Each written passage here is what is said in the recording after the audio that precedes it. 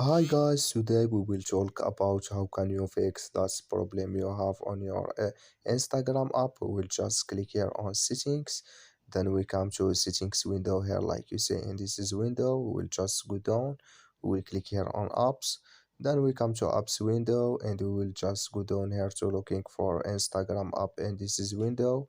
We will just go down, we will click here on Instagram, then we come to this is window here like you say. You will just click here on for stop, then you will click here on OK, and we will just click here on storage. Then we come to storage window.